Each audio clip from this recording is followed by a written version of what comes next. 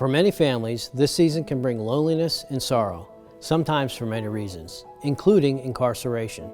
Father Andrew J. Hamilton reminds us, as Christ teaches us, that no one is ever forgotten. So what's involved in ministering to prisoners is, one, you have to get into the prison, which is easier said than done. I have to break in a way, right? So with all of that, I have to be able to get all my clearances, everything across the board, have my own badge, go through metal detectors, and I would go to the educational department, and that's where the chaplaincy or the ministry corps team is there as well with a chapel. And so my day would look like I would have Mass in the morning, and then like confessions or anything else that the guys needed. And then after that, I would have a couple hours of visiting, doing rounds. So going to like places called rehabilitation housing unit, that's like what we would consider solitary confinement. And then as well to those that are infirm in prison, those that are going through difficulties from cancer to they fell and broke something and they're doing rehabilitation there.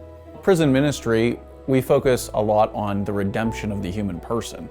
And so the entirety of the faith is about our own redemption, that nobody's beyond salvation, that nobody's beyond returning to the Lord and actually making a conversion of life. And so those in prison, maybe they're there for even heinous crimes, whatever it might be, that they're there in justice in many ways, but that doesn't mean that they can't come to a full recognition of the crime that they've committed, people that they've harmed, and really ask for God's forgiveness in that place and go from being a sinner to being a saint. I think a lot of the times prisoners on a basic level are just looking for somebody to listen to them and to respect them.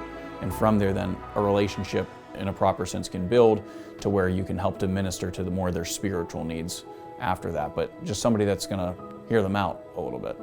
One of my most memorable times in prison ministry was whenever I went in on Christmas Day and had Christmas Mass with the prisoners. So I had my Masses in the morning at my parishes, and then in the afternoon I went in to have Mass with them. And seeing how much that meant to them, because I could be with my own family, but it was so nice to go into the prison on that day because it's not a day that you think to spend with prisoners. But it was so moving for me while celebrating the Eucharist there with them because this is their family in a way. It's what they know kind of right now, and how much it meant to them that I was there with them. And to treat them with that great dignity of really having the sacraments. So often in our parishes, people always complain about the Mass being too long maybe, right?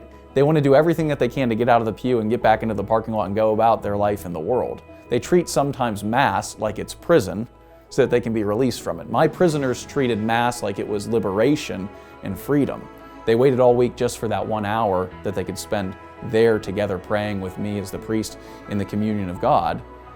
And that's what actually really formed their lives. And so how much more we can reflect upon that, of the great gifts that we are given in this world that sometimes we take for granted. The sacraments that we have readily available to us, our parish communities, our freedom of movement and being, and all of these gifts can really be focused upon in a great time of Advent, a time of waiting and preparation for the gifts that God has laid out and the great gift of Himself at Christmas as He takes on human flesh, as He then will go later to die for our sins upon the cross, that everything that we have is only because of God's goodness.